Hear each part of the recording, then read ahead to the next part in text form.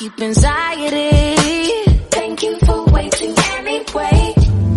Don't really trust a lot. Hey guys, it's Myra here from Mind Body Soul UK, and I'm here today with Jasmine. Would you like to introduce yourself? Hi everyone, my name is Jasmine. I'll describe myself as a digital blogger / journalist. I have my own podcast channel. I also make music on the side for fun as well. Nice. So you're all around creative. All around creative. I'm trying to get more into depth of the editing, on a master all the editing side as well. So I'm fully efficient. How does keeping creative help your mind? Because a lot of what I do is creative. I think a lot of it is to do with I just have to keep my skills sharp. So just making sure everything that I'm doing, I'm up to date. I push myself. If there's something new to learn, I'm learning it. So at the moment, like I said, with my channel, I want to get better at doing my intros. I want to get better at doing my editing. So I'm almost studying that. So part of it is, I guess, studying new things, reading up about things, going outside. All of that is part of keeping your creative mind fresh. Yeah. Part of it is physical. Part of it is digital as well. Yeah. Constant learning all the time. Nice. Yeah. So the topic we're going to be discussing today is mental health and social media and this generation. What do you think of social media? How has it had a positive and negative effect on you personally? For me personally, it's interesting because I'm a 90s baby. So for a lot of us 90s babies, we've seen the growth. Yeah. We got the 90s babies always. We've seen that kind of growth and the boom of technology advancement. So it's been a part of us, but it hasn't been a huge part of us. We've grown up with it, but I guess not in the same way as teenagers have today. I think for me personally, the positive sides I've seen is I can't deny it makes it easier to connect with people. If you have existing friendships and relationships with people, it helps to kind of keep them going. It helps to introduce you to new people as well, whether that be networking, friendship, business-wise, romantic. So I think in that aspect, it's amazing because it can link you with people that you wouldn't have been able to be linked up or connected with before. I guess before social media, in a way, you're at a disadvantage because unless those people are in your smaller circle, you're not necessarily going to meet them. And a lot of people could be an asset to you in that way.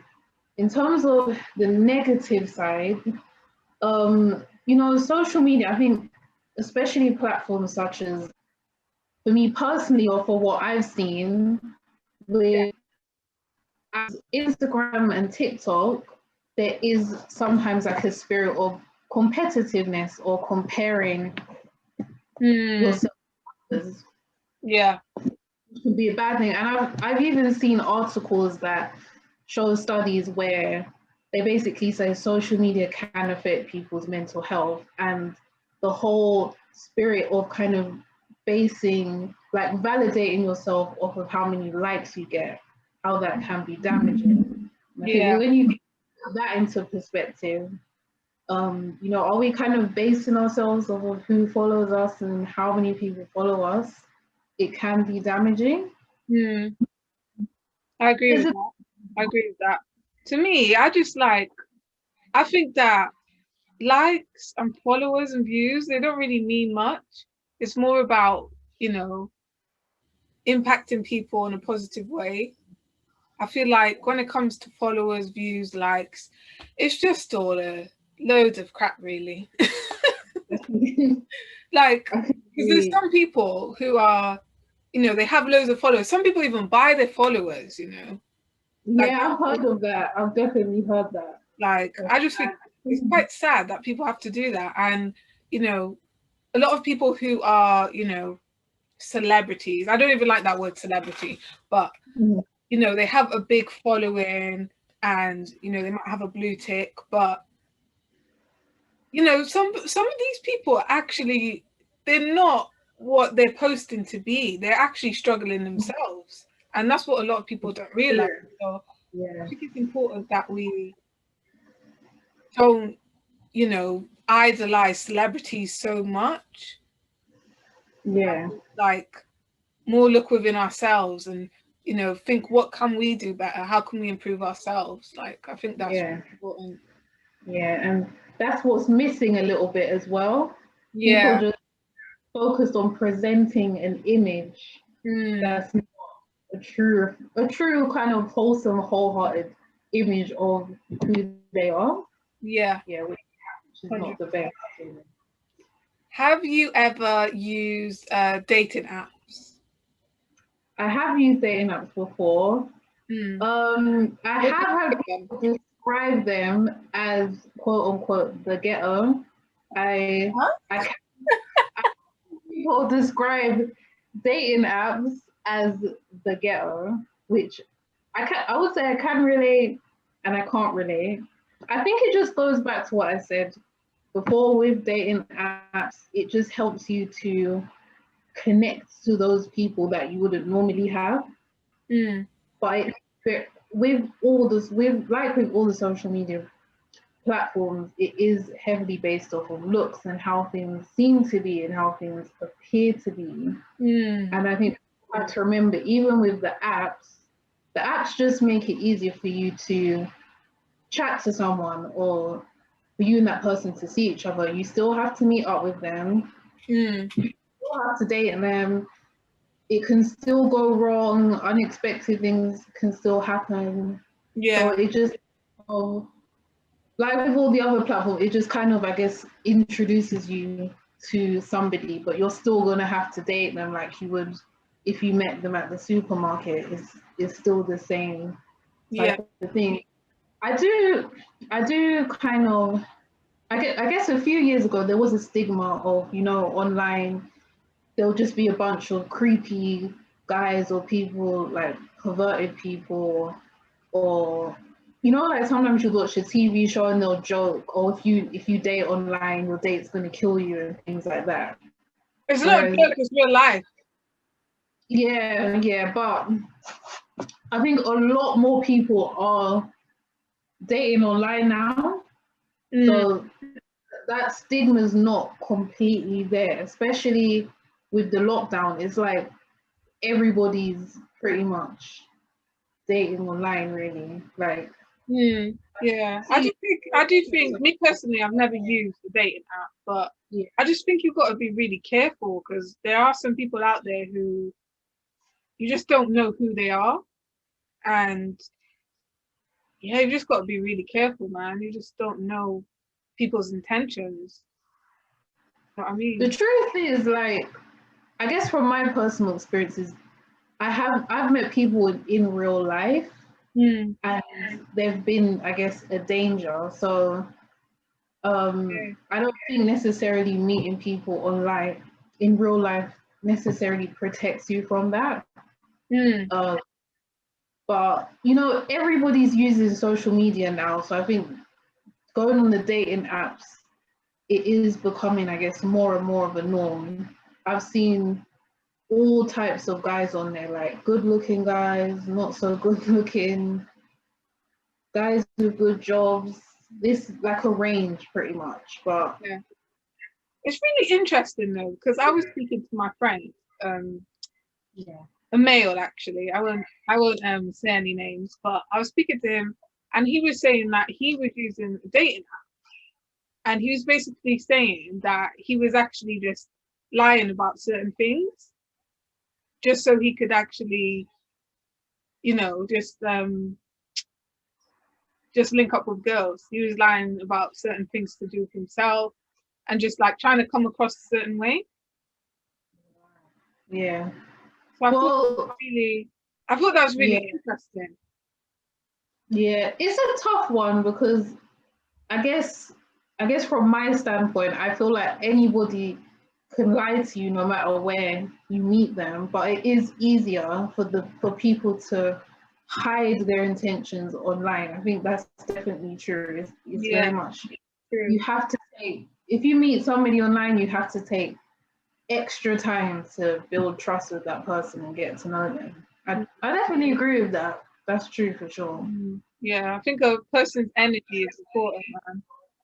It's always easier and it's always a preference to, I guess, meet somebody in your friendship circle, or through a network.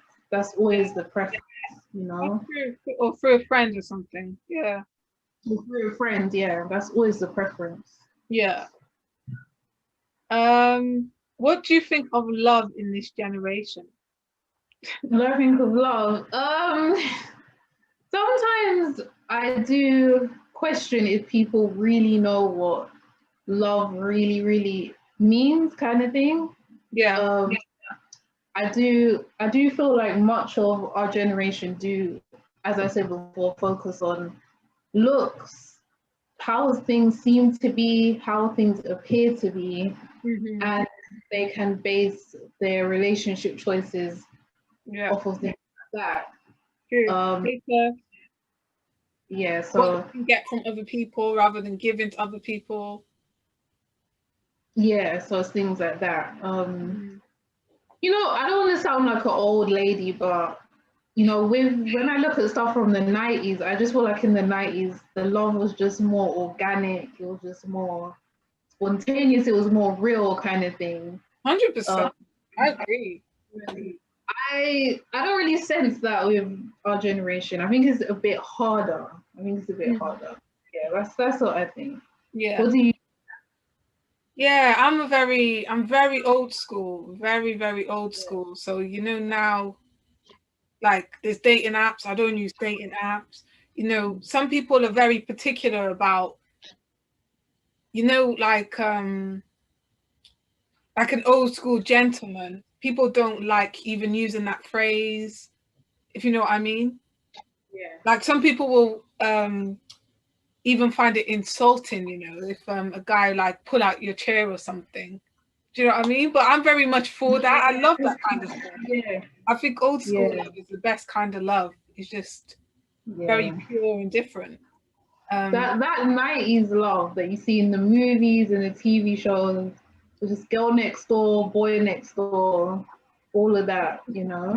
I don't even want to base it off like TV, but just like real life, like the old school love in real life is just different. You know, before where you'd have to meet somebody's parents before you even like, you know, got to that serious point. You meet their parents, so they'd be proposing early. But now it's just like people just stuck in this generation where there's just options.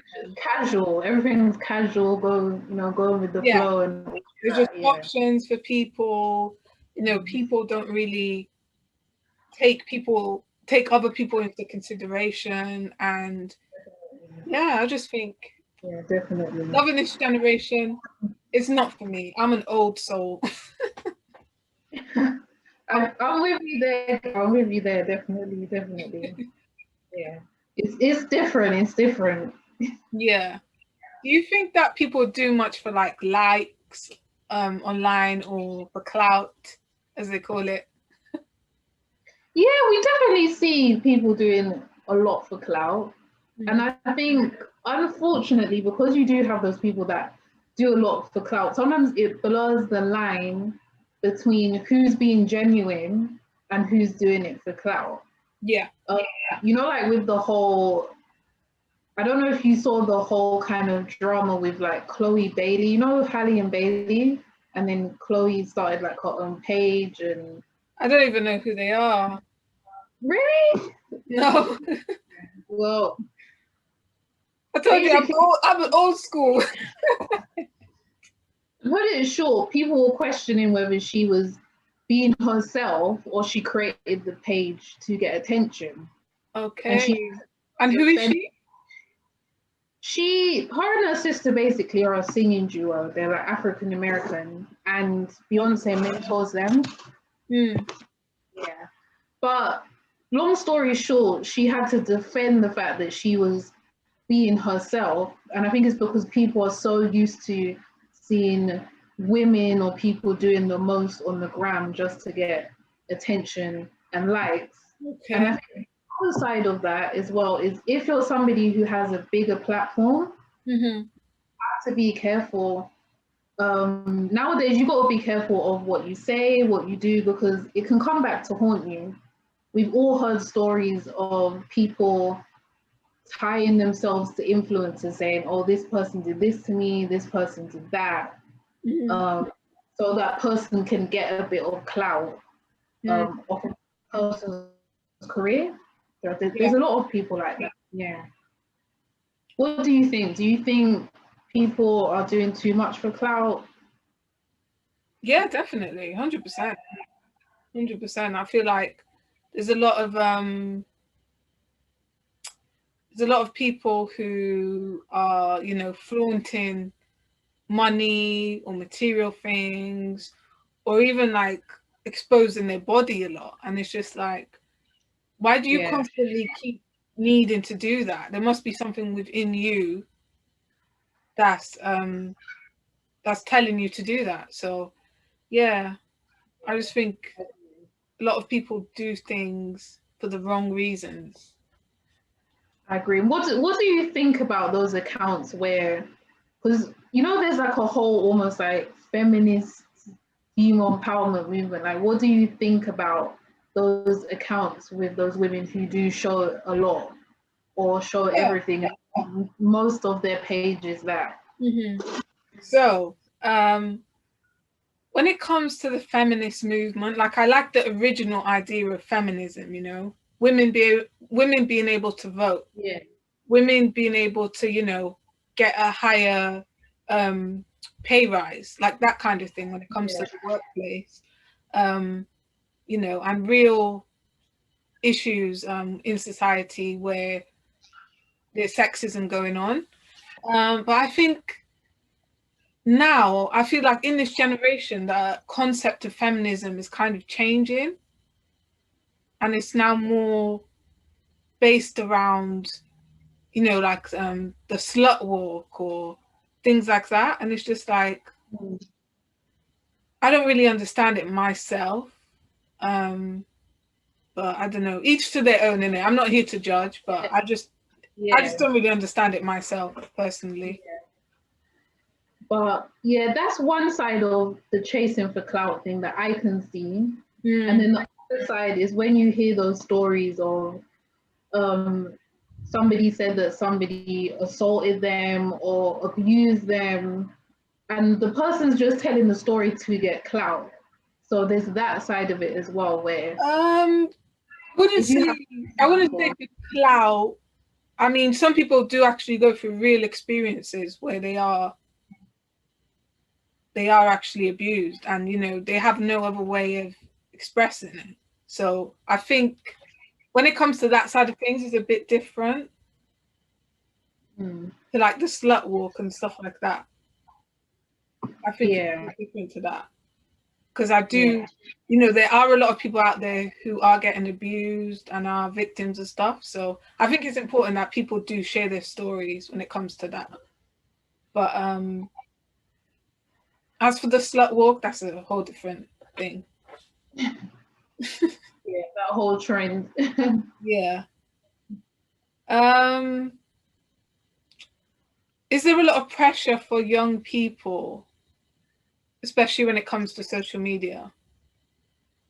Definitely. And I feel it, I'm also feel it for the, I guess, the people in their mid to late teens, early 20s, because they've been brought up in social media. Whereas I guess people that are a bit older, we just kind of caught onto it later on. So I definitely feel it. I think especially for me, is when I see things like TikTok stars or people who are like my brother is 17 years old, and I'll see people that are like 17, 18, and they're TikTok stars and they're famous, solely based off of like their looks kind of thing. And I can see that can be very intimidating for young people when you see people that are 21 and they're a millionaire, and 20 and they're a millionaire, or they're a TikTok star, and the main reason they've got there isn't because they've necessarily done anything that impacting. It's just mainly because of their looks or that they're popular. And I can see how that can affect somebody's self-esteem 100%, 1,000%, really. Yeah. Interesting. I think being a young person now is just, it's completely different. When I was a teenager, it was a very carefree time, but now you have people that are like 18 and they're like an internet star, or they have all this money. I think yesterday I was watching a video with these two guys that are TikTok stars, and they were talking about how the money they've been able to buy a house and a car, and they're like 18 years old. I'm not even on TikTok. I'm not even on TikTok. Is TikTok the thing? I don't even know. Yeah, they made like a video. I wasn't on their TikTok, but they made a video about it and saying how all the pressures that they experienced and all the money they've gotten from it. And I just really deeped how intimidating that could be for other young people that are not living that lifestyle. So I completely understand. Yeah, that's why I think it's really important for people to actually, focus on themselves more, practice self-love more, and not watch other people so much, because, if you watch people too much, that can be detrimental. So I think it's important to really, focus on yourself, especially as a young person. Do you know what I mean? Especially like the young generation. Yeah. And I think just also, spend time focusing. I think for me, one thing that I do is I focus on what I'm grateful for. You may not have the quote unquote perfect life, but focus on what you're grateful for, and focus on the people that are there for you and that love you. Sometimes turn off the app. Sometimes I turn off my phone, turn off the apps, and just focus on your friendships and your family and the people that are actually there for you, especially in this time. Yeah. And especially for the younger generation, like having good influences as well is important, like good influences around you. I feel like a lot of the time when the younger generation get caught up in a lot of stuff is because they don't have, that kind of influence around them to guide them. So yeah, I think that's really important. That's part of the problem as well. Like, just having role models as well. Definitely. Do you think there's too much pressure for people to settle down and, like have children in their 20s? I would say yes and no. Yeah, I was going to say that as well. The reason I would say yes and no is because I guess a lot has changed for women. So, there's a lot has changed for us, I guess, like in terms of work, in terms of how we could live our lives and what we can do with our lives. So there's less of this pressure of the only way I can do it is if I marry this guy. You can kind of do it yourself. Yeah, and I also feel like people's perception on age is different now. So 30, well, in my eyes, 30 years old is not old kind of thing. You're still a young person. You can still do a lot those years. That'll be me next year. Whereas maybe 30, like my mom always says to me, she was like, 30, 40 years ago, someone who was 40 was seen as an old person, but now you can still have quite a young mind at that age. But at the same time, there is, with society kind of can make people feel that, if you're a catch, you're going to be caught by a certain time. You're not going to be single forever. Like if you really are a catch, why are you single at this age or that age? Yeah, I do think there's pressure in the sense where people will be like, when are you going to get married? Well, for me personally, anyway, people are like, when are you going to get married? When are you going to have kids? When are you going to do whatever? And it's just like, just let there be divine timing. When it will happen, it will happen. If it doesn't happen, it doesn't happen. Like, Yeah, that's the thing. I think people have to just understand that things happen when they're supposed to happen and just try and block out those voices, even if it sometimes can be your own voice that makes you feel some type of way. But it is true, like I feel like with society there are a lot of unspoken messages that are sent, and sometimes that unspoken message is, if you're a catch, if you're a queen, if you're this and that, by a certain point, you're going to be with someone. So even sometimes if people are not saying it out loud, it's there. But it's important to, the fact is, everyone's journey is just so unique and different. Yeah. 100%. Do you think that the world is becoming more and more virtual? Definitely. And I think we've definitely seen that in the pandemic in a successful way. I think even you and me being able to speak right now, these are virtual successes. People being able to move, we've seen how people have had to move their business. Sometimes massive companies with huge teams have to move everything online. And I think the good side of that is, I think a lot of these companies will kind of see some of the things they were doing that were a bit unnecessary. We can just do it online. Yeah. I think is great. Yeah. But life at the same time, life has to be lived. The internet and being virtual it's only going to take you so far. You still have to go out and live your life. If you made a friend online, you still have to go outside and build that friendship in real life. If you started a business venture online, you still have to fulfill the business venture in real life. So I think as much as life is becoming more virtual, there will always be that physical, natural element to life as well. You can't completely take that away. 100%.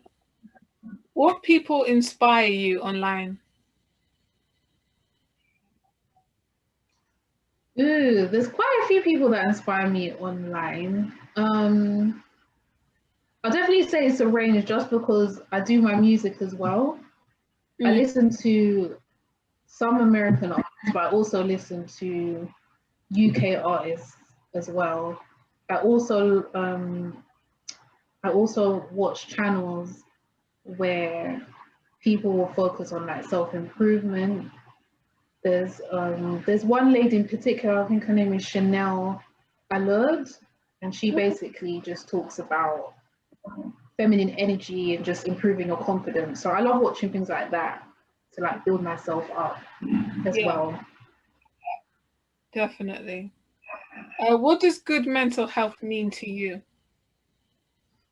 Mental health to me it's a mixture of things. I think number one, it centers.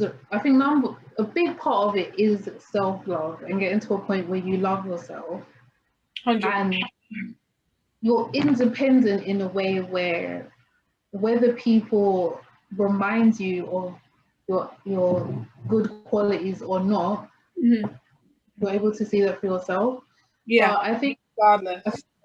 I think another part of it is when you're mentally at peace, it won't disrupt with like your daily activities. So if you're noticing, you can't work properly, socialize properly, can't sleep properly, that might be a time where you have to ask yourself questions. Am I in my best mental state? Yeah, sure. I agree with that. Have you ever struggled with mental health? If so, how did you overcome this? think I definitely also have struggled with dark thoughts or thoughts of doubt, which I would link to maybe anxiety. Okay. And I think being a spiritual person, I know not everybody is, but you know, I'm somebody, I believe in God. So whenever I do feel that way, you know, I'll pray. Mm-hmm.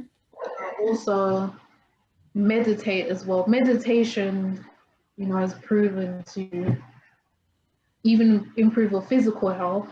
Meditation can reduce insomnia. Meditation can reduce heart disease by 80%.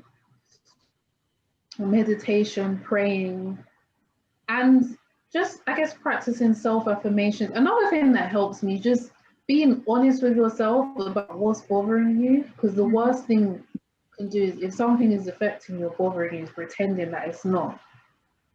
So you have to acknowledge when something isn't right and think it through all the way through, and then say to yourself, okay, is this something I can deal with by myself, or do I need professional help? Do I need additional support?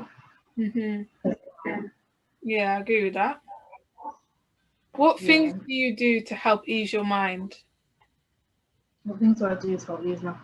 I think staying creative is probably the main thing that I do to ease my mind, because I know that I'm working towards something that's going to benefit myself and my future. Mm-hmm. And I think just, you know, I'm a very sociable person. So I think being in connection with others is also something that helps to ease my mind as well. Yeah. Nice. And are there any words of wisdom you'd give to people who might like be going through a tough time right now? They might be finding it hard. What would you say? I think it's easy to just say, oh, have hope, have faith. But some people are in a place where they need a bit more than that. I think, like I said before, never be in denial. If you are going through a tough time, if you're struggling to sleep, if you're struggling to connect with people, if you're struggling to do your normal things, be honest with yourself. Mm-hmm. If you're going through family struggles, relationship struggles, seek professional advice, seek additional help. Don't try and do it alone. But I think we all just need to just learn that being authentic is like the best thing in life. And part of being authentic is also, when you are going through a bad time, to be real enough with yourself so that you can heal whatever means possible. And then I guess on a final note, linking it to our social media chat, I'll just remind people that, you know, we're all human, and in life there are good times, but there are also challenges as well. And God didn't. I like that. Yeah, God never promised that we wouldn't suffer. And some of these fancy accounts that you see on Instagram, like, everybody goes through hard times. Yeah, so everybody. Not alone. Yeah, that's what I would say to encourage everybody. Yeah, I love that. That was perfect. Perfect answer. Thank you, Jazz. It's been really good. Guys, make sure you go and check Jasmine out. Really enjoyed this chat. It's been great speaking. Yeah, it's been really nice. So yeah. Thank you. Until next time. Bye, guys.